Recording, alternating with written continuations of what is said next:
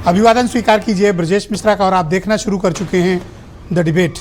बहनों भाइयों, प्रयागराज के भीतर राज्य लोक सेवा आयोग के परीक्षा प्रणाली पर संदेह व्यक्त करते हुए हजारों छात्र धरना दे रहे हैं, प्रदर्शन कर रहे हैं और लाखों छात्रों का भविष्य इस वक्त अंधकार में है। अभ्यर्थियों के लिए परीक्षा में सम्मिलित होना अपने आप में बड़ा दुष्कर दिनों दिन होता जा रहा है और ख़ासतौर पर 6-7-8 सालों का अगर इतिहास देखें तो कभी पेपर लीक, कभी परीक्षा रद्द होना और अब कभी प्रणाली को ही पूरी तरह से बदला जाना, ये अपने आप में बहुत हैरान करता है और परेशान करने वाला है जो कुछ भी इस वक्त नौकरियों को लेकर यूपी में हो रहा है। आज हमारी चर्चा उत्तर प्रदेश में राज्य लोक सेवा आयोग के बदले हुए नियम पर होने वाली है, जिसको लेकर बड़े पैमाने पर प्रयागराज के भीतर आंदोलन हो रहा है। बहनों भाइयों, बहुत वक्त के बाद ये जो एग्जामिनेशन जनवरी में होना था, जो बीत गई जनवरी है, वो एग्जामिनेशन का अब परीक्षा हो रही है, दिसंबर में होना प्रस्तावित हुआ था। मैं बात कर रहा हूँ राज्य में पीसीएस अफसरों के पीसीएस के भर्ती परीक्षा की और समीक्षा अधिकारी और सहायक समीक्षा अधिकारियों की जो भर्ती प्रक्रिया पेपर लीक की वजह से रद्द हो गई थी, उसकी एग्जामिनेशन की। बहनों भाइयों, प्रयागराज में बहुत बड़ा आंदोलन हो रहा है। आप लोग ये समझना चाहते होंगे कि आंदोलन का कारण क्या है, ऐसा क्या हो गया कि जिसके कारण हज़ारों अभ्यर्थी प्रयागराज की सड़कों पर धरना दे रहे हैं, खुले आसमान के बीच रात गुजार रहे हैं। पुलिस उनको लाठियों से कभी पीट रही, कभी बदसलूकी हो रही है, लेकिन उनकी समस्याओं का समाधान नहीं निकल रहा है। क्या मामला है? बहनों भाइयों, अगर आप इतिहास में जाएं तो उत्तर प्रदेश लोक सेवा आयोग का दामन बड़ा दागदार रहा है। कोई अभी से नहीं, पहले से भी था। इस सरकार में भी उम्मीद ये की जा रही थी कि कुछ बेहतर होगा, लेकिन जिस तरह की राज्य लोक सेवा आयोग का कार्यप्रणाली है, उसने स्वयं को संदेह के घेरे के भीतर कर लिया है। पिछले 10 सालों में सबसे कम वैकेंसी इस बार पीसीएस एग्जामिनेशन में आई है, करीब 220 के आसपास। और जो एग्जामिनेशन जनवरी मार्च के बीच हो जाना चाहिए था, वो आज हम नवंबर में पहुंच गए और दिसंबर में उसका एग्जाम रखा गया। ऑलरेडी 3 बार परीक्षा टाली जा चुकी। जिस आरओ का एग्जामिनेशन पेपर हो गए थे, लोग पेपर देकर लीक पेपर ख़त्म करने के बाद अपने घर जब स्टूडेंट्स पहुंचे तो उन्हें शाम को पता चला कि पेपर लीक, पर्चा रद्द। तब कहा गया था कि 6 महीने के भीतर करा लिया जाएगा, लेकिन अब चलिए 9 महीने के बाद सरकार करा रही है एग्जामिनेशन दिसंबर में, लेकिन उसकी प्रणाली को लेकर अब सवाल खड़े हो गए। और कभी ऐसा नहीं होता कि विज्ञापित होने के बाद पद या नोटिफिकेशन आने के बाद वैकेंसीज के नियम बदल दिए जाएं। उत्तर प्रदेश राज्य लोक सेवा आयोग ने नियम ही बदल दिए, जिसके कारण ये बवाल हो रहा है। अभ्यर्थियों की बात सुनी जानी चाहिए। किसी एक व्यक्ति की मनमर्जी या एक कोई रिटायर अफसर अगर कोई की मनमर्जी या वहाँ बैठे कुछ लोगों की मनमर्जी या अधिकारियों की मनमर्जी से चीज़ें नहीं होनी चाहिए। हमें अपने युवाओं के, अपने देश के भविष्य के लोगों के बारे में भी सोचना चाहिए कि जिस वक्त इन अभ्यर्थियों को अपने नोट्स तैयार करने चाहिए, उस वक्त ये सड़कों पर प्रदर्शन कर रहे हैं, पोस्टर लिख रहे हैं। इन्हें अपने नोट्स लिखने चाहिए थे, लेकिन इन्हें मजबूर किया गया कि सड़कों पर आएँ। बहनों भाइयों, ये इस पूरी प्रक्रिया में 2 दिनों में आपने एक शब्द सुना होगा, नॉर्मलाइजेशन। आखिर ये क्या भला है नॉर्मलाइजेशन? अब तक का तो हमने ये सुना था कि भाई एग्जाम दीजिए, मेरिट के हिसाब से लिस्ट बनेगी, जो चयनित हो जाएगा वो मेंस में बैठेगा। अब ये नई कौन सी चीज़ घुसा दी गई बीच में, नॉर्मलाइजेशन। What is normalisation? और ये फार्मूला लाया क्यों गया? कारण क्या है इसके पीछे? मकसद क्या है राज्य लोक सेवा आयोग का नॉर्मलाइजेशन का नियम लाने के लिए? ना तो ये साइंटिफिक कोई मेथड है और ना ये कोई इस्टेब्लिश्ड तरीके हैं भर्ती प्रक्रिया के। तो आखिर राज्य लोक सेवा आयोग नॉर्मलाइजेशन का फार्मूला लेकर क्यों आई है? अब जो जिस शिफ्ट में बच्चे पास होंगे, फिर उनका 1% निकलेगा और फिर उस प्रतिशत में कोई तकनीकी कारणों से हो सकता है बच्चा बाहर भी हो जाए। फार्मूला क्या है इसका? और क्या वो फार्मूला साइंटिफिक है? और इसे लगाने की आवश्यकता क्यों पड़ गई? क्या चाहते हैं इस राज्य के रिटायर्ड ब्यूरोक्रेट, जिनको इतने बड़े बड़े पदों पर चेयरमैन और मेंबर्स वगैरह बनाए गए? आखिर इस तरह के नियम बनते क्यों हैं और राज्य सरकार अनुमति क्यों देती है? अव्वल तो नौकरी निकलती नहीं, निकलती है तो पेपर लीक, और पेपर लीक से बचे तो ये नए नियमों में फंसे। महज 220 पोस्ट हैं बहनों भाइयों, और 5 लाख से तकरीबन 4.5 लाख के आसपास स्टूडेंट्स पीसीएस का एग्ज़ाम दे रहा है और 10 लाख से ज़्यादा आरओ का एग्ज़ाम दे रहा है। और ये एग्ज़ाम एक साथ कराए जाएंगे, लेकिन 2 शिफ्ट में कराए जाएंगे। इन्हीं 2 शिफ्ट का विरोध है, क्योंकि जब शिफ्ट प्रक्रिया लग जाती है तो नॉर्मलाइजेशन घुस जाता है उसमें। अगर ये एक बार में करा लिया जाए तो कोई नॉर्मलाइजेशन नहीं। जैसे अपना संघ लोक सेवा आयोग IAS का एग्जाम कराता है, प्रॉपर कराते हैं, जैसी मेरिट आई सिलेक्ट, लेकिन इन्होंने घुसा दिया बीच में नॉर्मलाइजेशन। जिस राज्य लोक सेवा आयोग के भ्रष्टाचार के खिलाफ अभियान चलाकर बीजेपी सत्ता में आई, आज उतने ही ज्यादा, उससे ज्यादा विवाद में राज्य लोक सेवा आयोग प्रयागराज को धकेल दिया गया है। बहन भाइयों, बहुत ही इस संस्था ने उत्तर प्रदेश की छवि को खराब किया है। अभ्यर्थियों का विश्वास इससे हिला है और कोई कारण नहीं है कि इस तरह के फार्मूले लगाकर छात्रों को, अभ्यर्थियों को परेशान किया जाए। हो सकता है कि उच्च पद पर बैठे लोगों को ये बहुत हल्की बात लग रही हो। अरे भाई, आप सिलेक्ट हो रहे हैं, अगर आप जिस वक्त IAS चुने गए थे, जिस वक्त आप PCS चुने गए थे, ये फार्मूला आपके ऊपर लगता तो आप पान की दुकान चला रहे होते। लेकिन इन स्टूडेंट्स का क्या गलती है? 5-5 साल, 7-7 साल से इलाहाबाद में किस तरह से कितनी खराब हालत में बेचारे रहते हैं और कितना कठिन परिश्रम करते हैं। क्या मेधा है इनकी, क्या जज्बा है, लेकिन क्या इनके साथ हो रहा है? बहुत ही दुखद है ये। और इस पर सरकार को विचार करना चाहिए कि इस तरह की प्रक्रिया लाने का कारण क्या है। What is normalisation? अब कह रहे हैं कि चूंकि अभ्यर्थी ज़्यादा हैं तो हम एक शिफ्ट में नहीं करा सकते। भाई साहब, जिस देश में सारे एग्जाम एक दिन पे होते हैं, चाहे IAS का हो, नीट का हो, JEE का हो, क्लैट का हो, कोई भी एग्जाम हो, एक दिन में हो जाता है। आप ऐसा कौन सा एग्जामिनेशन करा रहे हैं जो शायद पहली बार हो रहा है क्या, PCS का एग्जाम इस देश में, इस राज्य में? अब आप कह रहे हैं हम 2 शिफ्ट में कराएंगे। क्यों कराएंगे भाई? आपके पास इतने एग्जामिनेशन सेंटर हैं, आप उस पर कराइए। क्या आपके पास व्यवस्था की कमी है? तो राज्य सरकार तो कहती है उसके पास रिसोर्सेज पूरे देश में सर्वाधिक हैं, तो कहाँ गया रिसोर्स फिर? और क्या कसूर है कि ये रात में 19-20 डिग्री के टेम्परेचर में बेचारे खराब मौसम में भूखे प्यासे खिचड़ी बनाकर खाने वाले बच्चे ये धरना प्रदर्शन करेंगे? इन्हें अपनी तैयारी में लगना चाहिए। इस तरह की चीज़ों को सरकार को स्वीकार है और अपनी गलतियों से सबक लेना चाहिए, वरना कोई कारण नहीं कि मैं 200 पद के लिए बेचारे लाठी खा रहे हैं। बहन भाइयों, जिस राज्य में अभ्यर्थियों के साथ इस तरह हो वो ठीक बात नहीं है।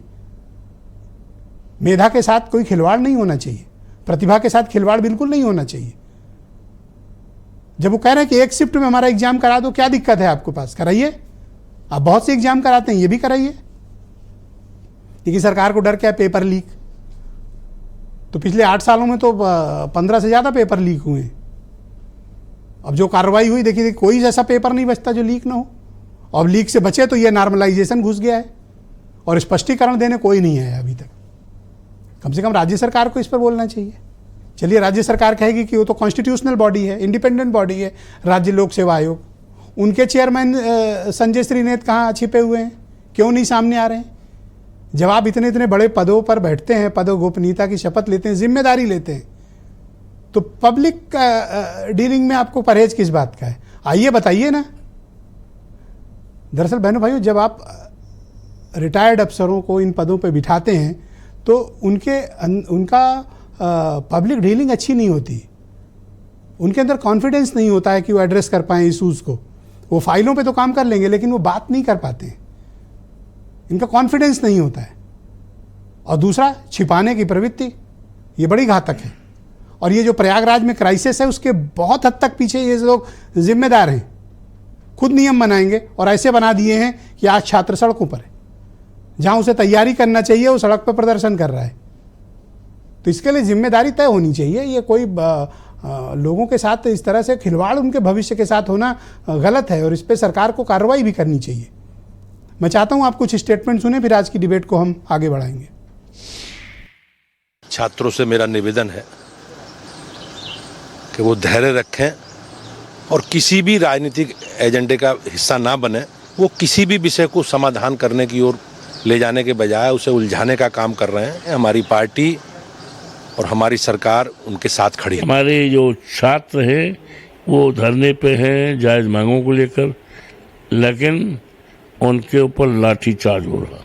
ये लाठीचार्ज भारतीय जनता पार्टी की पतन का रास्ता प्रशस्त करेगा। हम अभ्यर्थियों के साथ उन मुद्दों पर खड़े हैं, लेकिन बिना वजह किसी आंदोलन में अभ्यर्थी आंदोलन करते हैं अपने हित के लिए, उस आंदोलन को राजनीतिक रूप देने का काम समाजवादी पार्टी के लोग घुस जाते हैं। समाजवादी पार्टी के लोग उसमें अगुवा बन गए हैं। सरकार केवल जनता से झूठ बोल रही है और झूठे वादे कर रही है। पूरी तरीके से ये सरकार रोजगार देने में, काम देने में, लोगों बच्चों को नौकरी देने में ये विफल है। सरकार पूरी तरीके से लोगों को तोड़ने के लिए और बांटने का काम कर रही है। तो बहनों भाइयों, आज की परिचर्चा को हम आगे बढ़ाएंगे। राकेश त्रिपाठी उत्तर प्रदेश में बीजेपी के प्रवक्ता हैं। सूर्य कुमार शुक्ला फार्मर डीजी हमारे साथ मौजूद हैं। नवीन कुमार तिवारी प्रतियोगी छात्रों को हमें रिप्रेजेंट कर रहे हैं और सीधे हमारे साथ प्रयागराज से मौजूद हैं। दीपक रंजन समाजवादी पार्टी से हैं। मनीष सिंधवी यूपी में कांग्रेस कमेटी के प्रवक्ता हैं और RS वर्मा साहब भी हमें ज्वाइन कर रहे हैं, फार्मर IAS ऑफिसर हैं। और वीरेंद्र सिंह जी हमारे स्टेट हेड। आप सभी का शुक्रिया और धन्यवाद इस कार्यक्रम में सम्मिलित होने के लिए। राकेश त्रिपाठी जी, कार्यक्रम की शुरुआत आपसे करना चाहता हूँ। ये प्रदर्शन हो रहा है, आप लोग को कोई फिक्र है, छात्रों को कोई चिंता है अभ्यर्थियों को? और अगर चिंता है तो ये 36 घंटे से ये सब चल रहा है, आप कोई समाधान क्यों नहीं दे रहे हैं? ब्रजेश जी, आपने अपने इंट्रोडक्शन में बहुत सारे सवाल उठाए हैं और इनमें से अधिसंख्य सवालों के साथ हम भी सहमत हैं। हम उससे असहमति व्यक्त नहीं कर रहे हैं। छात्रों ने अगर कोई मुद्दा उठाया है तो उसको हम सिरे से खारिज नहीं कर रहे हैं, लेकिन इन समस्याओं पर सम्यक समाधान प्रस्तुत करने का काम जिनका है वो निश्चित तौर पर इस पर विचार विमर्श भी कर रहे हैं। और हम छात्रों से इस बात की अपील भी कर रहे हैं कि वो लोकतांत्रिक तरीके से अपना जो प्रदर्शन करना है, अपनी बात रखनी है, बिल्कुल रखें। उनको भारत के संविधान ने अधिकार दिया है। हालांकि ये स्थिति नहीं आती तो ज़्यादा बेहतर होता, वो अपने घरों में तैयारी करते, क्योंकि इस देश को, इस प्रदेश को अच्छे अधिकारी मिले ताकि समाज का व्यवस्था का संचालन अच्छे ढंग से हो सके। हम इस बात के पक्षधर हैं, लेकिन फिर भी अप्रिय स्थितियां कुछ कारणों से उत्पन्न हुई हैं, उसमें अपने अपने तर्क हैं। संघ लेख उत्तर प्रदेश लोक सेवा आयोग के अपने तर्क हैं, वो चाहते हैं। और उसमें विद्यार्थियों के सुझाव को भी समाहित किया उन्होंने, जिसमें एक जिला मुख्यालय से 10 किलोमीटर से दूर ज्यादा सेंटर ना बनाए जाएं, ऐसे सेंटर ना बनाए जाएं जो वित्त विहीन विद्यालय हैं। इसमें कई सारे सुझाव विद्यार्थियों की तरफ से दिए गए थे, अभ्यर्थियों की तरफ से दिए गए थे, उनको समाहित करते हुए एक व्यवस्था बनाई गई है। नॉर्मलाइजेशन की प्रक्रिया राधाकृष्णन कमेटी के द्वारा, जो सुप्रीम कोर्ट के द्वारा एडॉप्ट की गई है, अलग अलग कोर्ट में कई बार इसको स्वीकार किया गया है कि एक वैज्ञानिक प्रक्रिया है जिसमें किसी तरह का मानव एरर नहीं है, ह्यूमन उसमें कोई इंटरफेरेंस नहीं है, वो डिजिटल तकनीकी तरीके से किया जाता है। लेकिन बावजूद इसके मैं फिर भी कह रहा हूं कि नॉर्मलाइजेशन से अगर प्रतियोगी परीक्षार्थियों के मन में कोई शक शुबा है, अगर उनके मन में इन बातों को लेकर सवाल है, तो इसका समाधान किया ही जाना चाहिए। और जो अपेक्षाएं प्रतिभागियों ने की हैं, उन अपेक्षाओं में तो भाई साहब, सत्ता में आप हैं, चेयरमैन आप तय करते हैं, UPSPSC का निर्माण गठन सदस्य आपकी सरकार ने तय किए हैं, तो आप किससे अपेक्षा कर रहे हैं? तो आपको समाधान देना है ना, आप समाधान दीजिए। नहीं, आयोग एक स्वायत्त व्यवस्था होती है, वो सरकार का दैनंदिन काम करने का, उसमें हस्तक्षेप करने का काम नहीं है। ये पिछली सरकारों में हुआ करता था, हमने उसी को तो न्यूट्रलाइज करने का काम किया है।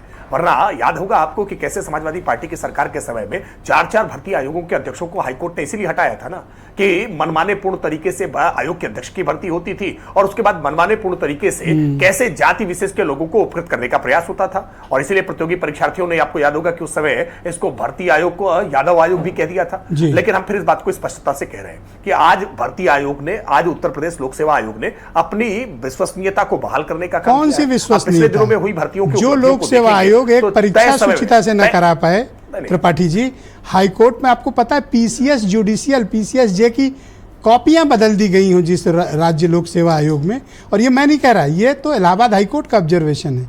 उसके चेयरमैन को तो बर्खास्त करके जेल में डाल देना चाहिए था। नहीं, मैं आपके इस आरोप को मैं खारिज नहीं कर रहा हूं। हाँ, ये बात सही है कि वो एक चूक हुई थी, वो एक कमी हुई थी जिसको हाईकोर्ट ने कहा और आयोग ने उसको स्वीकार किया है। आयोग ने उस खामी को दूर करने का काम किया, दोबारा इंटरव्यू किए। निश्चित तौर पर उस आरोप को जो अनिल यादव कर रहे थे वो संजय सिंह ने कैसे चिकित्सा अधिकारियों के 3620 पदों पर नहीं, उसमें अंतर है। उसमें मानवीय चूक होना और एजेंडे के तहत षड्यंत्र पूर्वक एक जाति विशेष के लोगों को लाभ पहुंचाना, पैसों के आधार पर भर्तियों के लिए व्हाट इज नॉर्मलाइजेशन? ये भी तो पीछे के रास्तों से अपने लोगों को घुसाने की चेष्टा है।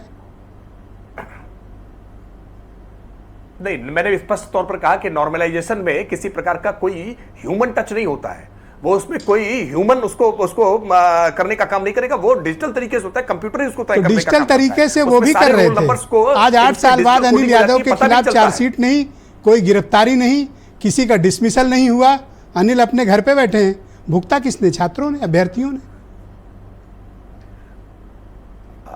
नहीं, देखिए कई बार कानूनी पचड़ों का इस्तेमाल करके, कानूनी पेचीदगियों का इस्तेमाल करके कोई बचने की कोशिश कर सकता है, लेकिन मुझे पूरा भरोसा है कि न्याय। तो क्या आप इस बात का भरोसा देते हैं जो हजारों छात्र सड़क पर हैं, उनको अपने उनकी बात तो सुन लो भाई साहब, सरकार की तरफ से कोई चला जाए सुन ले? नहीं, बिल्कुल बात सुनी जा रही है। कल भी वहाँ डीएम और एसपी वहाँ जो जिले के जिम्मेदार अधिकारी हैं वो उनके साथ संवाद कर रहे थे। आयोग के डीएम से बात कराओगे इसीलिए नहीं बन रही। लेकिन मैं फिर कह रहा हूँ कि एक डेडलॉक बना हुआ है, गतिरोध बना हुआ है। नहीं, सेक्रेटरी ने पहले भी बात की है, सेक्रेटरी ने बात किया, व्हाई नॉट चेयरमैन? सचिव ने पहले भी बात क्या की है। चेयरमैन इतने बड़े अधिकारी हो गए हैं कि वो छात्रों से बात नहीं कर सकते हैं? नहीं, बिल्कुल करनी चाहिए। मैं इस बात से बिल्कुल सहमत हूं कि करनी चाहिए और उनकी जिम्मेदारी है, और मुझे लगता है कि हो सकता है शायद बहुत जल्दी ही करे भी। पहले कर लेनी चाहिए थी और बेहतर होता। अब आप लोगों ने ईडी के रिटायर अफसर को चेयरमैन बनाया है, समस्याओं का उससे बात कौन करेगा? शासन का अफसर कोई नहीं करेगा। नहीं, ऐसा नहीं, ऐसा नहीं है। कोई ऐसा ऑफिसर नहीं होता है कि जो जवाबदेही से परे है। अगर कोई जवाबदेही मिली है तो उस जवाबदेही का सामना तो सबको करना होगा। बहुत शुक्रिया। मैं चाहता हूं कि आप हमारे साथ डिबेट में रहें। मैं आपका सामना नवीन कुमार तिवारी से कराता हूं, जो प्रतियोगी छात्र हैं और इस पूरे मुद्दे के बारे में काफ़ी डिटेल के साथ इन्फॉर्मेशन है। मैं चाहता हूं कि आपके फ़ौरन बाद में उनको इसीलिए प्रस्तुत किया ताकि हम एक तस्वीर सामने आ सके। नवीन, आप मुझे बताओ, ये आप 1 शिफ्ट 1 एग्जामिनेशन क्यों चाहते हो, पहली चीज़, एंड व्हाट इज नॉर्मलाइजेशन? और आपको क्यों लगता है कि राज्य लोक सेवा आयोग या संजय श्रीनेत बैकडोर से कोई गड़बड़ी करने के मकसद से ये सब कुछ कर रहे हैं? सर्वप्रथम तो भारत समाचार के प्रतिष्ठित मंच को, हम लाखों अभ्यर्थियों की पीड़ा को अभिव्यक्त करने के लिए धन्यवाद। अब आते हैं सीधे मुद्दे पर कि हम नॉर्मलाइजेशन का विरोध क्यों कर रहे हैं। नॉर्मलाइजेशन जो प्रक्रिया है, इस प्रक्रिया जो है विवादित प्रक्रिया है, और ये प्रक्रिया जिस परीक्षा में भी अभी तक लागू की गई है वो सभी परीक्षाएं किसी न किसी कारणवश कोर्ट में गई हैं, और कोर्ट में जाने के चलते वो परीक्षाएं लंबित हुई हैं। पहला तर्क। दूसरा तर्क ये है कि जो परीक्षाएं मानविकी, जो जीएस का विषय है, ये मानविकी विषय का है। नॉर्मलाइजेशन मूल रूप से मैथ और साइंस के जो विषय होते हैं उसमें काफी हद तक ये सही है, उसमें भी कमियां आती हैं। लेकिन जब हम मानविकी विषय में नॉर्मलाइजेशन लेके आते हैं तो किसी भी स्टैटिक के फार्मूले से यह साबित ही नहीं किया जा सकता। मान लीजिए कि 2 प्रश्न पूछे गए, जीएस की परीक्षा में 2 प्रश्न पूछे गए। एक पूछा गया कि किस वर्ष महात्मा गांधी ने कांग्रेस के राष्ट्रीय अधिवेशन की अध्यक्षता की थी, और एक प्रश्न यह पूछा जाता है कि गांधी मर सकते हैं लेकिन गांधीवाद जिंदा रहेगा। यह किस वर्ष पूछा गया था? अब इसमें आप बताइए, या जो महोदय भाजपा के प्रवक्ता महोदय हैं वो बताएं कि वो किस स्टैटिक के फार्मूले से इस बात को प्रूव कर पाएंगे कि ये वाला प्रश्न सही है और ये वाला प्रश्न आसान है। अब इसमें होगा क्या कि स्टैटिक का फार्मूला लगाने पर जो राय स्कोर होगा, उस राय स्कोर में कभी कभी आफ्टर नॉर्मलाइजेशन कम नंबर वाला छात्र वो प्री क्वालिफाई कर जाएगा, और जो अधिक नंबर पाने वाला छात्र है वो प्री क्वालिफाई करने से वंचित रह जाएगा। और इसी को लेते इसका कोई एस्टैब्लिश्ड फार्मूला है नॉर्मलाइजेशन का? जो 3 विज्ञप्ति जारी की, नहीं सर, कोई इसका जो है सार्वजनिक फार्मूला नहीं है। पूरे भारत से लेकर संघ लोक सेवा आयोग तक जितनी भी मानविकी के विषयों की परीक्षा होती है उसमें किसी में भी नॉर्मलाइजेशन लागू नहीं है। ये अब तक की बात रही है। अब आते हैं 2-3 बातें इन्होंने अभी राधा कृष्णन आयोग की बात की कि एनटीए के लिए गठित थी। अब ये लोग जो तर्क दे रहे हैं, के राधा कृष्णन आयोग का गठन हुआ था एनटीए के लिए जो परीक्षा कराती है नीट की, आईआईटी-जी की या यूजीसी नेट वगैरह की। इस परीक्षा को पास करने के बाद जो छात्र होता है वो कोई पढ़ाई पढ़ता है, वो एकेडमिक नेचर का है। लेकिन आईएएस और पीसीएस की जो परीक्षा होती है, इस परीक्षा को पास करने के बाद लोग अधिकारी बनते हैं। दोनों परीक्षाओं में मूल अंतर है। दूसरी चीज ये है कि यूपीपीएससी हो या यूपीएससी हो, ये जो है संवैधानिक संस्थान है। इन संवैधानिक संस्थानों में यदि कोई परिवर्तन आता है तो उसकी एक लंबी प्रक्रिया होती है, जैसे प्रथम प्रशासनिक सुधार आयोग है, द्वितीय प्रशासनिक सुधार आयोग है, बासवान कमेटी है। इन सब चीजों को लेके जो है वो किया जाता है कि आज हमारे मन में आया, आज हम रात को सोए थे, सपना देखे कि क्या करें कि कल न्यूज में आ जाए, और 5 नवंबर को हम 3 विज्ञप्ति जारी कर देते हैं और उस विज्ञप्ति के माध्यम से अभ्यर्थियों को यह सूचित कर देते हैं कि भाई अभी तक हम आपको 2020 खिला रहे थे, अब कल से आपको टेस्ट मैच। अच्छा, अब एक बात मुझे बताइए कि क्या ऐसा हुआ है कि पद विज्ञापित होने के बाद नोटिफाइड होने के बाद नियम बदले गए हैं, ऐसा हुआ है? जी बिल्कुल नियम जी जो है एकदम बिल्कुल बदला गया है। अभी मैं यहाँ पे जिक्र करना चाहूंगा माननीय सर्वोच्च न्यायालय का जो संवैधानिक बेंच का डिसीजन आया है, उसमें उन्होंने 2 बातें कही हैं। पहली बात उन्होंने ये कही है कि परीक्षा की प्रक्रिया उसी दिन से प्रारंभ हो जाती है जिस दिन से उसकी विज्ञप्ति जारी की जाती है। जिस परीक्षा पर चर्चा करने के लिए हम लोग बैठे हुए हैं, यूपी पीसीएस 2024 की विज्ञप्ति 1 जनवरी 2024 को आ गई थी। उस विज्ञप्ति को जब आप पढ़ेंगे तो उसके 4 नंबर क्लाज में जब जाएंगे जिसमें प्रारंभिक परीक्षा के बारे में लिखा गया है, उसमें इस बात का स्पष्ट उल्लेख है कि प्रारंभिक परीक्षा के योग्यता सूची का निर्धारण सामान्य अध्ययन यानी जीएस के प्रथम प्रश्न पत्र में प्राप्त अंकों के आधार पर होगा। ये मूल विज्ञप्ति ओके। 5 नवंबर को जो ये अपना रिवाइज विज्ञप्ति जारी करते हैं उसमें एक फार्मूला लेके आते हैं और उसमें कहते हैं कि हम जो है प्री का निर्धारण करेंगे परसेंटाइल और नॉर्मलाइजेशन के आधार पर। मतलब कि ये स्पष्ट है और इसके एविडेंस प्रमाण है कि विज्ञप्ति अधिसूचित होने के बाद 5 नवंबर को बिल्कुल इन्होंने उसमें चेंजेस किए हैं, नियम बदले। हाँ उसमें चेंजेस जी नियम बदले, एकदम बिल्कुल स्पष्ट है। ये तो इन्होंने जो इस पर तो एक्शन लिया जाना चाहिए। मेरे ख्याल से राकेश त्रिपाठी को आपने काफी कुछ कंटेंट दे दिया है। जी बिल्कुल जो है उस कंटेंट की कमी नहीं है, चूंकि जो है यहाँ पे नीति गलत है, हम उनको गलत करना नवीन भाई आप मेरे साथ मौजूद रहिएगा, हम इस डिबेट को थोड़ा सा एक नेक्स्ट लेवल पे ले जाना चाहते हैं। मेरे साथ आर.एस. वर्मा साहब भी ज्वाइन कर चुके हैं, फार्मर आईएएस ऑफिसर है। वर्मा जी शुक्रिया हमें समय देने के लिए।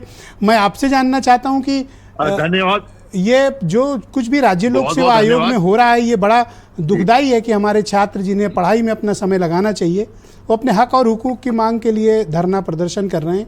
आखिर ये 2 शिफ्ट में एग्जाम क्यों कराए जाने चाहिए? दूसरा, व्हाट इज नॉर्मलाइजेशन फार्मूला? अरे आप मुझे सुन पा रहे हैं? जरा सा एक आप मुझे देख पा रहे हैं कि नहीं देख पा रहे हैं? परफेक्टली, आप हैंडसम दिख रहे हैं सर, बोलें। जी जी, मैं ये कहना चाहूंगा कि नॉर्मलाइजेशन और परसेंटाइल वगैरह का जो फार्मूला है जो माननीय उत्तर प्रदेश लोक सेवा आयोग ने निकाला है, तो इसको लागू करने से पहले सबसे पहले हमको इस बात का ध्यान रखना होगा कि माननीय सर्वोच्च न्यायालय ने अभी हाल में एक निर्णय किया है जिसमें उन्होंने ये कहा है कि किसी भी चयन प्रक्रिया के प्रारंभ होने और चयन होने तक की कार्रवाई के बीच में नियमों में कोई बदलाव नहीं किया जा सकता है। तो ये अगर इसी पर हम लोग लोक सेवा आयोग डटा रहा कि हम नियम जो हमने नोटिफाई कर दिया 5 नवंबर को और नॉर्मलाइजेशन और परसेंटाइल का जो इन्होंने फार्मूला बनाया है वो सही हो या गलत हो इसकी बात तो बाद में उठती है, लेकिन नियमों में हम चेंज कर देंगे तो ये कहीं ना कहीं जा करके माननीय सर्वोच्च न्यायालय से मामला फिर लंबे समय के लिए पेंडिंग हो सकता है। इसलिए न्याय हित में और बच्चों के हित में यही होगा कि जो हमने नोटिफिकेशन किया है जी उसके हिसाब से ही चला जाए। तो यही होता है सर एक बेसिक एडमिन सर्विस के अधिकारी का दायित्व और एक रेवेन्यू कैडर के अफसर का दायित्व, दोनों के वर्किंग में देखिए। कह रहा हूं कि नॉर्मलाइजेशन या परसेंटाइल में जी कोई दिक्कत है, लेकिन मैं ये बुनियादी सवाल कह रहा हूं जी कि माननीय सर्वोच्च न्यायालय के निर्देशों के खिलाफ जाकर हम चयन प्रक्रिया के बीच में नियमों में बदलाव कर रहे हैं तो ये मामला कहीं ना कहीं उठकर जाएगा माननीय सर्वोच्च न्यायालय और फिर स्थगित होगा, फिर सालों लग जाएगा सुनवाई में। बहुत शुक्रिया वर्मा जी, प्लीज हमारे साथ रहिएगा सर। मैं डिबेट को थोड़ा आगे ले जाना चाहता हूं। मेरे साथ समाजवादी पार्टी के प्रवक्ता दीपक रंजन मौजूद हैं। दीपक जी, हजारों छात्र धरना प्रदर्शन कर रहे हैं और बीच परीक्षा के नियम बदल दिए गए, क्यों भाई? आपने पूछा सत्तारूढ़ दल से? देखिए विजय जी, आज देश का सबसे ज्वलंत मुद्दा आज आपने उठाया और देश का आज की तारीख में सबसे ज्वलंत मुद्दा ये है। देखिए सुप्रीम कोर्ट, जैसा कि अभी पूर्व लोगों ने बताया कि जिस टाइम विज्ञप्ति जिस दिन निकलती है उस दिन सारी चीज़ों का उल्लेख उसमें रहता है, लेकिन जो चीज़ का उल्लेख नहीं रहता उस प्रक्रिया को आप बीच में शामिल नहीं कर सकते। मैं समझता हूँ कि 11 फरवरी को जब परीक्षा निरस्त हुई, फिर उसका डेट आई मार्च के लिए, फिर मार्च के बाद जुलाई के लिए डेट आई, फिर जुलाई के बाद 27 अक्टूबर के लिए तो उन्होंने डेट घोषित कर दिया कि 27 अक्टूबर को जो है आरओ की इसकी परीक्षा का डेट जो है वो 27 अक्टूबर। फिर उन्होंने कहा कि हम पीसीएस के साथ हम जो है कराएंगे, यूपीएससी के साथ हम कराएंगे एग्जाम। तो मैं तो समझता हूँ कि जो बेचारे बच्चे या जो अभ्यर्थी हैं, जो परीक्षार्थी हैं, उनकी एज डे बाई डे उनकी एज जो है वो एज और उनकी एज होती जा रही है, एज बार होता जा रहा है। तो मैं तो समझता हूँ जो अधिकारी इसमें संलिप्त हैं या जिन अधिकारियों की संलिप्तता है या जिन अधिकारियों के वजह से उस टाइम भी बेचारे 1-1.5 महीना आंदोलनरत थे, बच्चे प्रोटेस्ट कर रहे थे। आज की तारीख में जाड़े में आपने कहा ना 19 डिग्री टेम्परेचर, वो बेचारे 36 से ज़्यादा मोर देन 36 घंटे हो गए, 40 घंटे हो गए उनको। और तो विजय जी मैं आपको बता दूं, लाठियों से मारा उनको, उसके बाद 2-2.5 किलोमीटर तक विजय जी जो चाय की, पान की, किसी भी चीज़ की, खाने पीने की दुकानें, सारी दुकानें उन्होंने बंद करा दी। ये कौन सी सरकार चल रही है? भूखे भाग जाएंगे। ये कौन सी आताताई सरकार चल रही है विजय जी? ये समझ में नहीं। देखिए सरकार की मंशा नहीं है, अगर इनकी मंशा है, अगर मैं पूछना चाहता हूँ, भारतीय जनता पार्टी के प्रवक्ता पे बैठे हैं, अगर ये नौजवानों के साथ हैं तो अविलंब जो है अरेस्ट करके उनको जेल भेजने का काम करें, उच्च अधिकारियों को, चेयरमैन साहब को जेल भेजें। अब मुख्यमंत्री की तो क्या कहें, वो पता नहीं किस झिठाई में, उनको तो अविलंब इस्तीफा दे देना चाहिए। क्यों नहीं इस्तीफा दे रहे हैं? वो छात्रों के भविष्य के साथ खिलवाड़ कर रहे हैं। वो जब सुप्रीम कोर्ट माननीय न्यायालय को नहीं मान रहे हैं ये, तो उसके बाद उसमें बसता ही क्या है? धन्यवाद दीपक जी, हमारे साथ जुड़े रहिएगा। एक मैं आधा मिनट में और कहना चाहता हूं। देखिए इसके पीछे इनकी मंशा ये है कि अपने जाति विशेष के लोगों को लाभ पहुंचाना चाहते हैं। क्या बात कर रहे हो? अपने जाति विशेष के लोगों को लाभ पहुंचा, मैं पूछा अनिल यादव वाला, तो आपका कह रहे थे आरएसएस के लोगों के इशारे पे और सरकार में बैठे लोगों के उसको लाभ पहुंचा करके उनको ये नियुक्त करना चाहते हैं। और निश्चित रूप से मैं समझता हूं, अच्छा, कोई बैकडोर ओपन करना चाहते हैं? बिल्कुल, और पीडीए के लोगों का हक मारना चाहते हैं ये, क्योंकि पीडीए के लोगों से इतना घबराए हुए हैं ये। धन्यवाद दीपक जी, बहुत शुक्रिया। मैं मनीष हिंदवी को आमंत्रित करता हूं, यूपी में कांग्रेस कमेटी के प्रवक्ता है। मनीष जी, आपको ही पार्टी का क्या मानना है कि ये जो कुछ भी प्रयागराज में राज्य लोक सेवा आयोग में हुआ है कि भर्ती के बीच में नियम बदल दिए गए? नफरत, सामाजिक विद्वेष और पूर्वाग्रह की राजनीति करने वाले योगी जी इस प्रदेश के आम लोगों का दुख दर्द भूल गए हैं, उनसे उन्हें मतलब नहीं है। मैं अपनी एक शेर से बात शुरू करूंगा। ये दाढ़ियाँ, ये तिलकधारियाँ नहीं चलती, ये दाढ़ियाँ, ये तिलकधारियाँ नहीं चलती, हम अदीबों में मक्कारियाँ नहीं चलती। गर तू सरदार है तो फिक्र कर कबीले की, सरों को काट कर सरदारियाँ नहीं चलती। बच्चों के सर काटे जा रहे हैं। कहाँ काटने बांटने में चले गए? 7 साल से हो रहा है, 1-2 दिन से नहीं हो रहा। इनकी सरकार बनी थी तो पहला एग्जाम हुआ था, बटेंगे तो कटेंगे, उसी पर तो सारा खेल कर रहे हैं भाई। किसी के दुख दर्द से तो इन्हें मतलब है नहीं। मैं आपको जब इनकी सरकार बनी थी तो पहला एग्जाम हुआ था 25-26 जुलाई को दरोगा भर्ती का, और उसका पर्चा लीक हो गया था। और वहां से लेकर अभी अक्टूबर में 2024 में यूपी टेक्निकल एजुकेशन का एग्जाम होना था अक्टूबर 20 को, और एग्जाम होने के पहले ही पर्चा लीक हो गया। यानी जब सरकार बनी 17 वाली, तो 17 से 24 के बीच में सिर्फ पर्चे लीक ही खाली नहीं मामला है। जो एग्जाम हुए उनके पर्चे लीक हुए, या तो एग्जाम हो गए हैं उनके रिजल्ट नहीं आ रहे। 2020 का एग्जाम हुआ, 21 का एग्जाम हुआ, 4 साल से रिजल्ट नहीं, और या तो भर्तियां पड़ी हैं, उनका विज्ञापन नहीं निकाला गया। सवाल इस बात का है कि आप करना क्या चाहते हैं बच्चों के साथ? उन्हें रोजगार देना नहीं चाहते आप, उन्हें सड़कों पर रखना चाहते हैं आप। दूसरा जो महत्वपूर्ण मसला है, रिजर्वेशन मारा जा रहा है। अभी एक एग्जाम्पल से बात शुरू करूं, 69,000 शिक्षक भर्ती के बच्चों का सिंगल बेंच ने कहा, डबल बेंच ने कहा कि 1994 के रिजर्वेशन के नियमों का पालन नहीं किया गया। जब डबल बेंच का फैसला है तो 28 दिन की बात हुई थी ना, कितने महीने बीत गए क्या? और उन बच्चों को लाठियां मारी जा रही हैं। इस लखनऊ की सड़कें खून से लाल हैं उनके, 5 साल से संघर्ष कर रहे हैं वो, आपने मार लिया। सरकारी नौकरियों में आरक्षण मिलता है, साफ सरकारी नौकरियां होंगी ही नहीं तो आरक्षण देने की जरूरत नहीं पड़ेगी। निकाला तो 220 पद अभी। SC, OBC और जो गरीब सवर्ण है उसका हक मार लिया आपने। और ये 220 वैकेंसी 10 साल के इतिहास में सबसे कम है। इस बार इस बार जो आपने 220 निकाला, जो 1 जनवरी को निकाला था नोटिफिकेशन से PCS पीसीएस वाला, जिसका एग्जाम मार्च में होना था, जो 3 बार टल चुका है, 11 महीने ऑलरेडी लेट हो चुका है, लगभग एक सेशन 0 हो चुका है, जिसका ये 10 साल के इतिहास में सबसे कम वैकेंसी है। आप नौकरी देना ही नहीं चाहते भाई। नॉर्मलाइजेशन से ये चाहते हैं कि एकदम अच्छी मेरिट वाला है। अच्छी मेरिट ये है कि संघ लोक सेवा आयोग पूरे भारत में एक दिन में एग्जाम करा लेगा। क्लैट का एग्जाम 1 दिन में हो जाएगा, कैट का एग्जाम 1 दिन में हो जाएगा, नीट 1 दिन में हो जाएगा, और आप 1 दिन में एग्जाम नहीं करा पाएंगे। अक्षम है आप, नाकारा हैं आप, और आपने एक नाकारा अधिकारी वहां बैठा दिया है। अपने घर से ले आए आप उसको, गोरखपुर से। अरे ईडी से ले आए भाई उसको, अपने घर से लाए हैं, गोरखपुर से आप पकड़ कर लाए, उसको बैठा दिया आपने, ठीक है ना। उसकी जांच कराई सीबीआई से, उसको तुरंत भंग करिए, उसको जेल भेजिए। किसको? संजय श्रीनेत। संजय श्रीनेत को। कहां है संजय श्रीनेत? 20,000 बच्चा वहां बैठा हुआ है सड़कों पर, रात भर बैठा रहा, लाठी वो डीएम बात कर तो रहे, त्रिपाठी जी ने बताया तो, राकेश जी ने डीएम बात कर। योगी जी को खुद सामने आना चाहिए, बच्चों का मसला है ये। इतना ही नहीं है, जिस पीसीएसजे के कॉपी बदलने की आप बात कर रहे थे, उसका आदेश हुआ हाईकोर्ट से। जानते हैं क्यों? क्योंकि पहले आरटीआई के जरिए कॉपियां बच्चे देख सकते थे, इस सरकार में आने के बाद उस व्यवस्था को बंद कर दिया गया। यानी हर कदम पर चालबाजी, हर कदम पर धोखा। किसके साथ? बच्चों। अभी तो हमसे राकेश जी कह रहे हैं कि भाई उच्च सुचिता, पूरी नैतिकता। अरे कितनी सुचिता बताया तो मैंने आपको, हर पर्चा लीक। इतनी सुचिता कि हर पर्चा लीक। मैं तो उनकी बात मानता हूं भाई, इसलिए पूछ रहा हूं। मैं कहता हूं हर पर्चा लीक, इतनी सुचिता है, हर पर्चा लीक, 4-4 साल से रिजल्ट नहीं। और अभी अब तो तमाशे की हद हो गई। जो पर्चा 20 अक्टूबर को होने वाला था, उसके पहले ही पर्चा लीक हो गया। बहुत शुक्रिया सर, मैं इस परिचर्चा को आगे बढ़ाना चाहता हूं। सूर्य कुमार शुक्ला, फार्मर डीजी, हमारे साथ इस वक्त मौजूद हैं। ये परीक्षा के बीच में शुक्ला जी नियम बदल दिए गए, कभी सुना आपने ऐसा?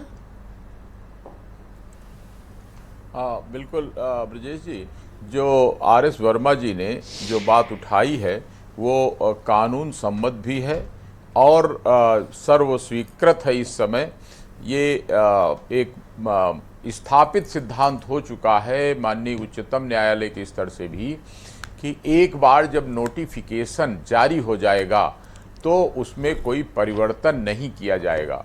और अगर इस प्रकार की कोई बात की गई है तो उचित होगा कि उस नोटिफिकेशन को पहले निरस्त किया जाए और तब फिर नया नोटिफिकेशन जारी किया जाए। अन्यथा सारी परीक्षा कराकर समय लगेगा, खर्चा लगेगा और उसके बाद ये पूरी परीक्षा कानूनी पचड़े में अटक जाएगी। और दूसरी बात ये कहूँगा कि देखिए कोई सरकार पर्चे आउट नहीं कराती है, मेरा भी इतना लंबा अनुभव है। ये कुछ अभी आपने सुना थोड़े दिन पहले एक बेदी राम का नाम आया कि वो पर्चा आउट कराने के मास्टरमाइंड निकले और उन्होंने स्वीकार किया, वो तमाम प्रचार हुआ। बेदी राम कौन है सर? बेदी राम एक रेलवे की जो परीक्षाएं हुआ करती थीं, उनके पर्चे पहले आउट कराने के लिए प्रयागराज में शिकायत हुई थी 10-15 साल पहले। एक गिरोह के सरगना है, मतलब नाम सुने थे पहली बार। हाँ, और वो तब से उन्होंने वो पूरी परीक्षाएं अभी क्या कर रहे हैं आजकल बेदी राम जी? थी तो उनके वो मुकदमे कायम हुए हैं, कुछ गिरफ्तार हुए हैं। उसके बाद इधर का मुझे नहीं मालूम हुआ कि क्या, तो आपको शायद पता नहीं है, क्या है। मैं आपको बताऊंगा तो आप सन्नाटे में चले जाओगे। बेदी राम जनता के चुने हुए विधायक हैं इस वक्त, और ओम प्रकाश राजभर पार्टी के माननीय विधायक हैं, और वो इस सरकार को समर्थन दे रहे हैं। मालूम हुआ है, हाँ समर्थन दे रहे हैं, बिल्कुल मालूम हुआ है। तो लेकिन ये तो आप जानते ही हैं कि जितने अपराधी किस्म के लोग होते हैं, तो जैसे ही सरकारें बदलती हैं तो वो तुरंत उसके पीछे लग लेते हैं। हम भी समर्थन दे रहे हैं, तो इसलिए हम तो आप इस मत में हैं कि अभ्यर्थियों की मांग जायज है और ये नियम नहीं बदले जाने चाहिए थे, करेक्ट? नहीं, मैं नियम ये जो नॉर्मलाइजेशन है ब्रजेश जी, ये एक स्थापित प्रक्रिया है। बहुत सी परीक्षाओं में अंतर्राष्ट्रीय स्तर पर होता है जहां बहुत ज़्यादा संख्या है, या जैसे आपको बताऊं कि यूनियन पब्लिक सर्विस कमीशन में भी होता था कि मान लीजिए गणित का पर्चा है, संस्कृत का पर्चा है, उसमें मान लीजिए कि 100 में 100 नंबर मिल गए, और इतिहास में मान लीजिए कि बहुत अधिक नंबर पाया उसने तो 70 नंबर पाया। तो वहाँ भी नॉर्मलाइजेशन होता था, और वो उसमें कोई एक स्थापित प्रक्रिया होती है कि सबसे ज्यादा नंबर। पर सर ये जो आप बता रहे हैं औसत निकाला जाता है टेक्निकल एरर से, तो जो मेरिटोरियस है तो वो तो भी बाहर हो सकता है और नॉन मेरिटोरियस भी आगे आ सकता है। इसमें तो कोई इस फार्मूले का तो कोई तोड़ नहीं है। नहीं, नॉर्मलाइजेशन एक स्थापित वैज्ञानिक प्रणाली है। नहीं, कोई वैज्ञानिक और उसके प्रणाली नहीं भी सर, आई एम परीक्षा सॉरी सर। लेकिन सबसे मूल बात ये है नॉर्मलाइजेशन कोई कि एस्टैब्लिश्ड वैज्ञानिक अगर वो- प्रणाली नहीं सुन है लीजिए, सर, नॉट साइंटिफिक देखिए, सर। नहीं no sir, it's not a scientific ये फार्मूला। जैसे नहीं, अरे आप इस पे और रिसर्च करिए। मैं कर लिया हूं तब सर, आप, तब तो डिबेट बात कर रहा हूं करिएगा sir. Brajesh ji. It's not इस पर- एस्टैब्लिश्ड हाँ, मैं साइंटिफिक यही कह फार्मूला रहा सर। हूं।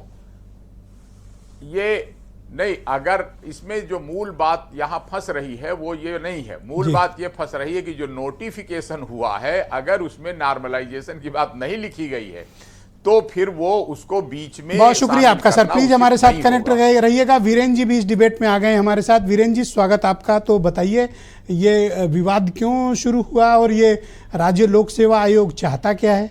दूसरा, अगर इतना बड़ा धरना प्रदर्शन है तो ये आयोग के लोग खुद सामने आकर छात्रों से बात क्यों नहीं कर रहे हैं? वो डीएम और कमिश्नर क्यों बात करेंगे? राज्य सरकार क्या कर रही है इतने बड़े आंदोलन को लेकर?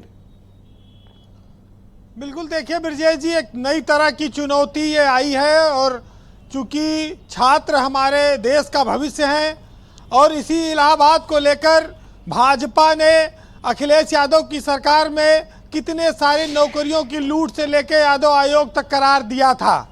लिस्ट जारी करते थे कितने यादवों की भर्ती होती है। उन सब चीज़ों को दूर करने के लिए बहुत बड़ा वो मुद्दा बना था। बीजेपी की सरकार को बहुत लाभ हुआ तब वो सत्ता में आई थी इसकी वजह से। लेकिन आज वही इलाहाबाद फिर से अखाड़ा बना है। जिस अध्यक्ष के राज में मात्र 10 महीने में पीसीएस का परिणाम घोषित किया गया था 2022 में और बहुत तारीफ हुई संजय श्रीनेत की, वो आज अपने एक फैसले के नाते पूरे देश में, प्रदेश में आलोचना का शिकार बन रहे हैं। इस आंदोलन के लिए दिल्ली, मध्य प्रदेश, बिहार, उत्तराखंड, यहाँ से भी छात्र बड़ी संख्या में पहुँच रहे हैं। बहुत बड़ा आयोग है यूपी का। परीक्षा 2 दिन क्यों कराई जा रही है, इसको लेकर ऐतराज है और एक नॉर्मलाइजेशन शब्द को लेकर ऐतराज है। और बीजेपी की जो एबीवीपी विंग है उसके कुछ नेताओं ने भी इस आंदोलन को समर्थन दिया है। पर्चा बांटा गया है, वहां पर ना बटेंगे ना हटेंगे और लोक सेवा आयोग छावनी बना हुआ है। बहुत सालों बाद ये नज़ारा आपको देखने को मिलेगा। लेकिन आप इसको इस रूप में भी कह सकते हैं कि हर दौर में सत्ता की गलतियों को बताने के लिए स्वर बुलंद होते रहे हैं युवाओं के, और जहां पर जनमानस को, युवाओं को लगता है कि गलत है, वहां पर वो बोलेंगे। और ये एक बड़ा आंदोलन है और इसका असर इलाहाबाद, फूलपुर के उपचुनाव और मझवा तक भी पड़ सकता है। ये भी भाजपा इसको लेकर थोड़ा डरी हुई है। ये छात्र आंदोलन 5,76,000 छात्रों के पंजीकरण तक सीमित नहीं है, ये बहुत बड़ा रूप ले चुका है। लेकिन ब्रजेश जी, मैं थोड़ी बात, जो संजय श्रीनेत हैं, वो लोक सेवा आयोग के चेयरमैन हैं, मैं उनके बारे में बताना चाहता हूं कि वो ईडी में रहे हैं, गोरखपुर के पीपीगंज के रहने वाले हैं, लखनऊ के काल्विन कॉलेज में पढ़े हैं और संयोग से उसी इलाहाबाद विश्वविद्यालय से स्नातक हैं जहां आज लोक सेवा आयोग का मुख्यालय है और वहीं पर वो बैठे हैं। तो एक वक्त आया जब ये तारीफ हुई कि योगी सरकार ने बहुत सुधार कर दिया आयोग में, ईमानदारी से परीक्षा हो रही है और ईमानदारी से भर्ती हुई, इसकी पूरे प्रदेश में प्रशंसा हुई। लेकिन आज सरकार घिर गई है। सरकार के एक अधिकारी की मैं बात आपको बताऊंगा और आप उसको सब सुन सकते हैं। एक धारा अलग बह रही है, एक दूसरी धारा है जो ये सोचती है, सरकार की ओर से ये कहना है कि छात्र ये कैसे तय कर सकते हैं कि परीक्षा कैसे कराई जाए। ये परीक्षा कराने वाला तय करेगा कि क्या क्या बैरियर होंगे और किस तरह से परीक्षा कराई जाए। ये परीक्षा देने वाला नहीं तय कर सकता है। ये एक सरकार में एक बयान, एक चर्चा में है। और एक दूसरा तर्क ये दिया गया है कि पुलिस की भर्ती में महीनों परीक्षा चली है, कई कई पालियों परीक्षा हुई है। यह कोई पहला ऐसा उदाहरण नहीं है कि यहाँ 2 दिन में परीक्षा कराई जा रही है। एक तीसरा तर्क और आया है कि ये जो नॉर्मलाइजेशन पर जितना हंगामा बच रहा है, ये सिर्फ अंग्रेजी का एक शब्द भर है, इसका कोई बहुत मायने नहीं है, इसको गंभीरता से न लिया जाए। बहुत बार आईआईटी जैसे संस्थाओं में परीक्षाओं में किस्मत अच्छी होती है, केमिस्ट्री पढ़ने वाले का पेपर केमिस्ट्री का अच्छा आ जाता है और वो बढ़िया कर ले जाता है, किसी का फिजिक्स का अच्छा हो जाता है। ये सरकार में अलग अलग बिंदुओं पर चर्चा है और तर्क है। वैसे उत्तर प्रदेश में अगर छात्र रात भर बैठा है धरना पर आयोग के बाहर, तो जो लोकतंत्र की दुहाई देकर सत्ता में आए हैं वो इस लोकतंत्र की खातिर उनसे बात करें, क्योंकि जिस प्रजातांत्रिक देश में हम रहते हैं, ये प्रजातंत्र, ये लोकतंत्र किसी की कृपा से नहीं है, ये हमारे पूर्वजों के दिए गए बलिदान का परिणाम है। और इस प्रजातंत्र को, लोकतंत्र को बचाने का जिम्मेदारी भी जी इस देश के लोगों और जनमानस की ही है। सत्ता में बैठे हुई सरकारें तो प्रजातंत्र की खाली दुहाई देकर शासन करना जानती हैं और इसी वजह से ये चीजें पैदा होती हैं। बहरहाल मैंने सारी बातें रखी जी, दोनों धाराओं की बातें रखी, और अब छात्रों के लिए भी एक बात रखूंगा कि जंग हो या इश्क हो, तुम डटे रहो मैदान में, हौसला बढ़ाते रहो एक दूसरे का तूफान में, और बहादुर हो, महान हो, देश की तुम शान हो, कुछ ऐसा कर चलो मिसाल रहो जहान में, और सीना चौड़ा करके तुम देखो आसमान में, नई ऊर्जा नया रंग भर दो पूरे हिंदुस्तान में। बहुत शुक्रिया वीरेंद्र जी, बहुत धन्यवाद आपका कि आपने सरकार में भी चल रहे विमर्श और तर्कों को लेकर भी यहाँ पर आपने बात रखी और स्टूडेंट्स की प्रॉब्लम को भी उजागर किया। बहुत शुक्रिया आपका हमारे साथ जुड़ने के लिए। बहनों भाइयों, इस डिबेट का दूसरा चरण प्रारंभ करते हैं। बीजेपी के प्रवक्ता राकेश त्रिपाठी मेरे साथ मौजूद हैं और आज फेसबुक और यूट्यूब भरा पड़ा है और इनसे ढेर सारे लोग सवाल राकेश त्रिपाठी से पूछ रहे हैं। उसमें कुछ लोगों ने ये भी लिखा है कि राकेश त्रिपाठी खुद स्टूडेंट पॉलिटिक्स करके बीजेपी में आज इस पद पर पहुँचे हैं और आज वो छात्रों की बात को इधर उधर गुमराह कर रहे हैं, सही से जवाब नहीं दे रहे हैं। क्या वाकई में आप स्टूडेंट पॉलिटिक्स से आए हैं राकेश जी? देखिए ब्रजेश जी, मैं स्टूडेंट पॉलिटिक्स से ही आया हूं और स्टूडेंट पॉलिटिक्स ने ही एक अवसर मुझे दिया है कि मैं यहां तक अपनी बात रख सकता हूं, और इसीलिए स्टूडेंट के नाते नवीन कुमार तिवारी के सवालों को निश्चित तौर पर वाजिब भी मानता हूं और उनके लिए आंसरेबल भी हूं, उसकी जवाबदेही को भी स्वीकार करूंगा। लेकिन जिस तरह से मनीष सिंघवी बातें कर रहे थे, मनीष सिंघवी जिस तरह से तर्क दे रहे हैं, अरे आईना देखिए भाई, सूप बोले तो सूप, चलनी भी बोले जिसमें 72 छेद। ये कांग्रेस और समाजवादी पार्टी हमको आईना दिखाने की बात कर रही है। कितना दागदार इतिहास आपका है। आपके अशोक गहलोत सरकार की हर परीक्षा और परीक्षा के परिणाम के साथ तो स्वीकार तक नहीं करते थे। उत्तर प्रदेश में योगी आदित्यनाथ सरकार के भीतर अगर किसी परीक्षा में कहीं लीकेज की संभावना आई, कहीं सवाल उठे, हमने स्वीकार किया, पूरी परीक्षा को रद्द करने का काम किया, क्योंकि प्रतिभा और मेधा के साथ किसी प्रकार का धोखा नहीं होना चाहिए। लेकिन आप बेशर्मी से क्रूर अट्टहास करते थे, क्योंकि संस्थागत तौर पर सरकारें इन्वॉल्व रहती थी, चाहे वो राजस्थान के अशोक गहलोत सरकार हो या उत्तर प्रदेश में अखिलेश यादव की सरकार हो। आपने इन संस्थाओं के साथ मिलकर के पदों की लूट करने का काम किया है और 56 एसडीएम में से 46 एसडीएम क्या जाति विशेष के बनाने का काम नहीं किया था? ये क्या फैक्ट्स नहीं है क्या? सच बात यह है कि आपकी तमाम भर्तियों को बाद में कोर्ट्स ने खारिज करने का काम किया है और किस तरह से आपने भर्तियां की थी, चाहे वो बेसिक शिक्षा के मास्टर्स की भर्ती हो, चाहे वो पुलिस की भर्ती हो और चाहे वो पीसीएस तक की भर्तियां हो, आपने कोई अब जरा नवीन तिवारी ने जो इश्यूज को रेज किया है, थोड़ा सा इस पर आ जाइए। साथियों के द्वारा जो सवाल उठाए जा रहे हैं,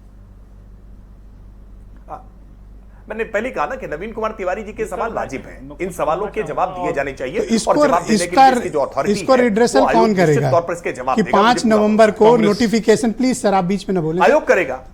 तो आयोग किसके अधीन आता है? नहीं देखिए, मैंने स्पष्ट तौर पर पहले ही कहा कि आयोग किसके अधीन आता है, यह व्यवस्था पिछली सरकारों में चलती थी। हम मानते हैं कि आयोग एक संवैधानिक व्यवस्था है, स्वायत्त तरीके से काम करता है, उसके दैनंदिन कामों में सरकार का कोई हस्तक्षेप नहीं। समन क्यों नहीं कर रहे हैं?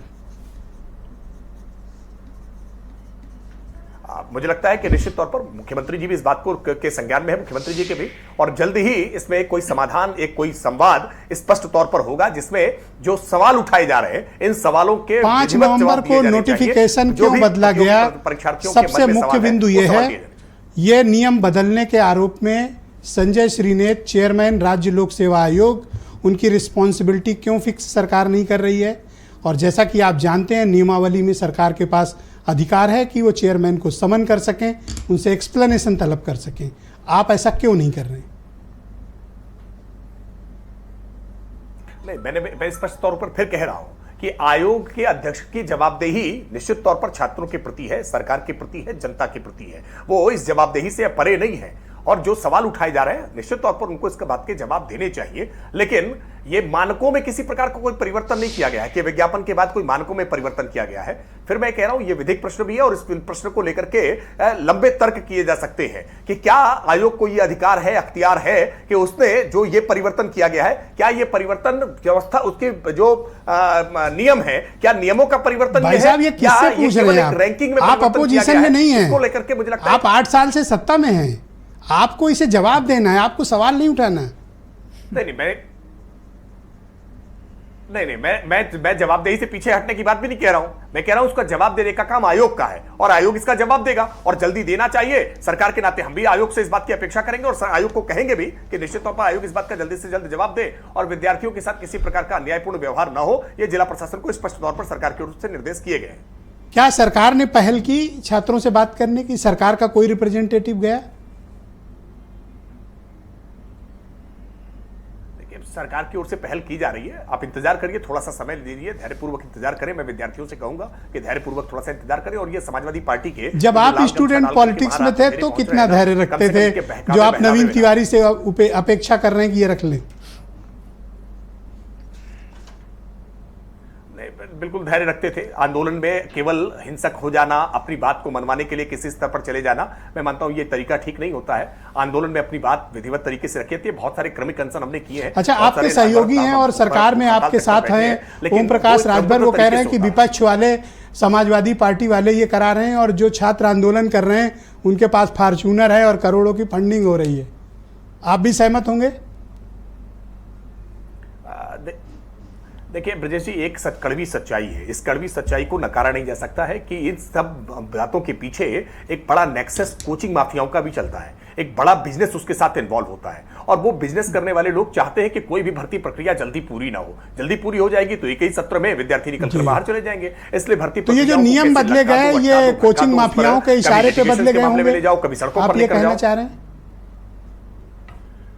नियम नहीं, मैं नहीं कह रहा हूं कि नियम उनके आधार पर बदले गए हैं या कोई नियमों में बदलाव इस तरह का है भी। मुझे लगता है इसको लेकर के भी एक लंबी बहस की जा सकती है। लेकिन सर, आप ही कह रहे थे कि कोचिंग वाले कराए हैं, तो मैं आपकी बात को मानता हूं कि 5 नवंबर का नोटिफिकेशन कोचिंग माफियाओं ने बदलवाया है। आपकी बात को ही मैं सही मान लेता हूं। नहीं, देखिए, आयोग अपने काम को करने के लिए स्वायत्त है, स्वतंत्र है और सक्षम है। आयोग ने अगर कोई इलीगल किया है तो इलीगल कार्रवाई के विरुद्ध लोग कोर्ट भी जा सकते हैं, कोर्ट जाएंगे भी। अगर इलीगल होगा तो निश्चित तौर पर कोर्ट उनकी बात सुनेगा भी। लेकिन मुझे पूरा भरोसा है कि आयोग के सामने जो सवाल उठाए जा रहे हैं, आयोग उन सवालों का, आप सरकार है, आपके पास आए कि कोर्ट जाने की आप सलाह दे रहे हो? नहीं, एक्चुअली वकील है, इसलिए सबको क्लाइंट कह रहे हैं कि आयोग इन सवालों का जवाब देगा। Thank you Rakesh ji. मैं नवीन को कनेक्ट करना चाहता हूं आपसे। नवीन, 2-3 तर्क सामने आए, जैसा कि सरकार के जो चर्चा चल रही है उस चर्चा के आधार पे वीरेंद्र जी ने 3-4 बातें कही। मैं चाहता हूं कि सिस्टमेटिकली आप उनका जवाब दें। और राकेश जी ने कहा आप लोग को विपक्षी पार्टियों से पैसे मिले हैं, बड़ा करोड़ों की फंडिंग हुई है। राजभर ने तो ओपनली कहा, जो इनके सहयोगी हैं, और राकेश जी के भी मन में ये धारणा है कि आप लोग विपक्ष के इशारे पर इतना बड़ा आंदोलन कर रहे हो। जी, पहले बिंदु से ही शुरू करते हैं विपक्ष के अवधारणा पर। ये कैमरे में देखेंगे, ये अखिल भारतीय विद्यार्थी परिषद का लेटर पैड है जो काशी विभाग की तरफ से आज ही जारी किया गया है, उसका समर्थन है। शायद राकेश जी को इलाहाबाद की संस्कृति के बारे में पता नहीं है, उनको यहाँ के बारे में जानना चाहिए कि यहाँ पर एक ही कमरे में रहने वाला छात्र एक भाजपा का समर्थन करता है, वहीं दूसरा सपा का और तीसरा बसपा का। यहाँ पे जो रात्रि को आंदोलन हो रहा है उसमें भाजपा के कई सदस्य और कई स्थानीय पदाधिकारी भोजन की व्यवस्था कर रहे हैं और ये यहाँ पर बैठ के आरोप लगा रहे हैं। तो ये आरोप लगाएं कि अखिल भारतीय विद्यार्थी परिषद भी इस आंदोलन को या सरकार को बदनाम करने के लिए काम कर रही है। पहला तर्क हो गया इनका, ये लिखित प्रमाण है। मैं देख लिया जी। दूसरी चीज जो है बात निकल के आती है कि आयोग की स्वायत्तता की बात चल रही है। मैं आपको यहां पर याद दिलाना चाहूंगा कि 11 फरवरी को जब आरओ का पेपर आउट हुआ था और जब छात्र आंदोलन कर रहे थे तो उत्तर प्रदेश लोक सेवा आयोग ने आनन फानन में शाम को एक विज्ञप्ति जारी की और यह कहा कि सुचिता के साथ परीक्षा कंप्लीट करा ली गई है और पेपर आउट नहीं हुआ है। मजबूरी में छात्र धरने पर बैठे 11 फरवरी को और 2 मार्च के दिन उत्तर प्रदेश के माननीय योगी आदित्यनाथ जी के ट्वीट से पेपर रद्द हुआ। अभी आज तक आयोग ने उसकी आधिकारिक सूचना नहीं दी है। तो उस समय आयोग की सत्यता कहां थी? नहीं, ये तो कह रहे हैं बड़ा स्वायत्त शासी है, सरकार दखल नहीं करती। हमारे मित्र त्रिपाठी जी कह रहे हैं, आप कह रहे हैं मुख्यमंत्री के ट्वीट से पेपर रद्द हो जा रहा है। अभी आज तक बिल्कुल, अभी आज तक उत्तर प्रदेश लोक सेवा आयोग ने उसके रद्दीकरण की विज्ञप्ति नहीं जारी की है। अगर उनके पास है तो वो दिखा दें। यहां पर जो है कि योगी जी ने जो है वो किया, ट्वीट जारी किया और ट्वीट से परीक्षा रद्द हुआ और तब ये जो है माने, आयोग ने माना। तो ये कहना कि वो अलग है और ये है, ये मामले को टालना है। अब आते हैं तीसरी बात पे। थोड़ा हमारे पास जो है कि हमको बताना ज्यादा है तो थोड़ा सा समय आप ज्यादा दीजिएगा। जो लोग बता रहे थे कि नॉर्मलाइजेशन जो है, देखिए यूपी पीसीएस में 2 पेपर है, एक पेपर जीएस का है और दूसरा सीसेट का है जो क्वालिफाइंग है। आयोग अभी तक ये नहीं बता पाया है कि हम जो क्वालिफाइंग पेपर है जिसको सिर्फ 33% नंबर पाके क्वालिफाई करना है उसमें नॉर्मलाइजेशन कैसे लगाएंगे। इस पे पूरी विज्ञप्ति क्या है, मौन है। वो केवल किसकी बात कर रहे हैं? जीएस की बात कर रहे हैं। तेलंगाना लोक सेवा आयोग की मैं चर्चा करना चाहूंगा। उसके वेबसाइट पर जाके जब आप FAQ को पढ़ेंगे तो तेलंगाना लोक सेवा आयोग अपने FAQ में स्पष्ट तौर पर यह लिखता है कि जब नॉर्मलाइजेशन लागू किया जाता है तो इसमें कुछ लोगों के नंबर घट सकते हैं और कुछ लोगों के नंबर बढ़ सकते हैं, ये इसकी डिमेरिट है। तो इसलिए नॉर्मलाइजेशन पद्धति बिल्कुल जो है वैज्ञानिक नहीं है और अगर इतना वैज्ञानिक होता तो उसको संघ लोक सेवा आयोग उसे आयोजित करा चुका होता, उसको बहुत ज्यादा जो है परीक्षाएं करानी होती हैं। इसके बाद आगे आते हैं, जो उत्तर प्रदेश लोक सेवा आयोग ने अपनी विज्ञप्ति जारी की, उस विज्ञप्ति में इसने ये कहा कि 5 लाख से ऊपर विद्यार्थी हैं और हमें सेंटर नहीं मिल रहा है, इसलिए हम 2 शिफ्ट में करा रहे हैं। और 2 शिफ्ट में कराने के पीछे उन्होंने जो तर्क दिया वो कहा कि इससे हम नकल रोकना चाहते हैं। मैं बड़ी ही विनम्रता के साथ बताना चाह रहा हूं कि जो आरओ का पेपर आउट हुआ या जो यूपीपी का पेपर आउट हुआ, वह पेपर एग्जाम सेंटर से आउट नहीं हुआ था, वो प्रिंटिंग प्रेस से हुआ था जी। तो प्रिंटिंग प्रेस से पेपर आउट हुआ तो गलती प्रिंटिंग प्रेस की है और आप सजा अभ्यर्थियों को दे रहे हैं।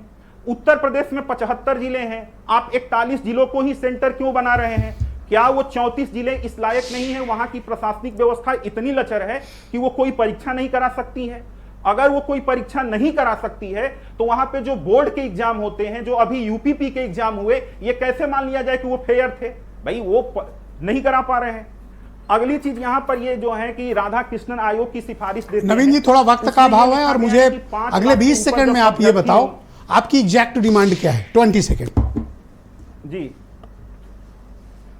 हमारी केवल एक डिमांड है और वो डिमांड ये है कि नॉर्मलाइजेशन को हटाया जाए। जिस पुरानी पद्धति से परीक्षा होती थी उस पुरानी जो है पद्धति से परीक्षा कराई जाए, बस यही एक डिमांड है। ऑलराइट, शुक्रिया हमारे साथ। आप बताइए दीपक रंजन जी, आपकी पार्टी क्या चाहती, किस तरह की डिमांड या इंक्वायरी आप चाहते हो, या चाहते हो जो नवीन तिवारी की डिमांड है इनके अभ्यर्थियों की वो पूरी हो? देखिए विजय जी, एक लाइन में अगर मैं कहूँ तो normalisation is upgradation of corruption है। ये करप्शन, अपग्रेशन ऑफ करप्शन है। ओके, ये करप्शन का, और ये अभी कह रहे हैं ना हमारे भारतीय जनता पार्टी के प्रवक्ता कह रहे हैं, हम तो धन्यवाद और बधाई देना चाहते हैं इनके जो विधान परिषद के सदस्य हैं देवेंद्र सिंह जी को, जो इन्हें सरकार को आईना दिखाने का काम किया। भाई आप 1 नेशन 1 इलेक्शन की बात करते हो, 1 शिफ्ट 1 एग्जाम नहीं करा पा रहे हो आप। जहाँ पे अभी करोड़ों श्रद्धालुओं को जो है कुंभ में आप कहते हो कि मोर देन 3 करोड़ जो श्रद्धालुओं ने जो है गंगा जी में डुबकी लगाई और 4 लाख 5 लाख 6 लाख लोगों की आप परीक्षा नहीं आप संपन्न करा पा। इसका मतलब मान लो कि बाकी जिन जिलों में आप परीक्षा नहीं करा पा रहे हो उन जिलों में आपकी सरकार फेल है हर मोर्चे पर। क्या पार्टी कोई जांच की मांग करती है? बिल्कुल जांच इसकी होनी चाहिए। हम तो जेल भेजने की मांग कर रहे हैं, हम तो मुख्यमंत्री से इस्तीफे की मांग कर रहे हैं। जेल भेजे इनके श्रीनेत जी को, बिल्कुल भेजे, क्योंकि ये लोगों के भविष्य के साथ खिलवाड़ कर रहे हैं वो। ओके, नवीन एक बात बताओ, क्या ये संजय श्रीनेत ने कभी आप लोगों से बात की या वो कभी मीटिंग में रहते हैं, उन्होंने कुछ कन्विंस किया, कभी सामने आए? बिल्कुल नहीं सर, यहाँ पे जो है ये बिल्कुल जो है कोरी अफवाह है। जो अभी उन्होंने कहा था कि छात्रों से राय ली गई थी, किसी से राय नहीं ली गई थी। संजय ने कभी बात की कि नहीं आप लोगों से? संजय श्री नेत्र जी आयोग के अध्यक्ष बने हैं, उन्होंने आज तक कभी बात नहीं की है। एक बार किसी भी छात्र प्रतिनिधि से नहीं मिले हैं और वो इस लायक भी नहीं समझते हैं अभ्यर्थियों की कि हम उनसे बात करें। तो लोक सेवा आयोग का ऑफिस है या ईडी का ऑफिस है? अब तो ये जो है कि वही लोग बताएंगे, हम लोग तो उत्तर प्रदेश लोक सेवा आयोग ऑलराइट, मैं मनीष सिंघवी जी को आमंत्रित करता हूँ। आपकी पार्टी किस तरह की इंक्वायरी या क्या डिमांड करती है कि क्या कोई फेयर इन्वेस्टिगेशन होना चाहिए? देखिए, आदरणीय राकेश त्रिपाठी जी की बातों से ये स्पष्ट हो गया कि सरकार उनकी नहीं है और सरकार हमारी और सपा की है।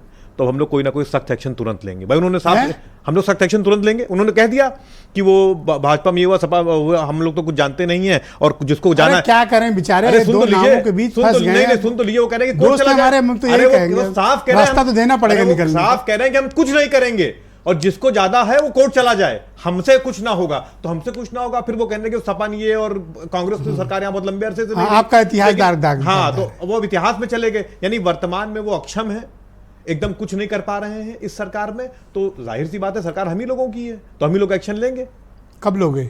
अब तुरंत लेंगे। अच्छा, तो समन कर लो फिर 10 सेकंड बस। तुरंत समन कर लो, तुरंत एक्शन लेंगे। मैं तो कहता हूँ। अरे और सुनिए, नेता विरोधी दल को समन करें उनको। टेस्ट वाले विनीत आर्या के बारे में पूछिए, क्या हुआ उसका, जो यूपी कांस्टेबल का मास्टरमाइंड था, कहां गया? यूपी से लौटा कि नहीं लौटा? अरे बेदी राम को ढूंढो। शुक्ला जी, सूर्य कुमार शुक्ला जी, सर 20 सेकंड है। मैं आपसे ये जानना चाहता हूँ, जिस नॉर्मलाइजेशन को आप एक स्टैंडर्ड एस्टेब्लिश्ड प्रैक्टिस बता रहे थे, नवीन का कहना है वो एस्टेब्लिश्ड नहीं है। चलिए ब्रजेश जी, मैं ये सारांश ये कहना चाहूँगा कि सारे जितने स्टेक होल्डर हैं, छात्र हैं, कमीशन है, सरकार है और जिला प्रशासन है, सब लोगों को बैठकर आपस में बातचीत करके एक समाधान निकाल लेना चाहिए कि ये न्याय संगत होगा, ये कानून सम्मत होगा और उसके अनुसार अग्रिम कार्रवाई शीघ्र कर लेनी चाहिए।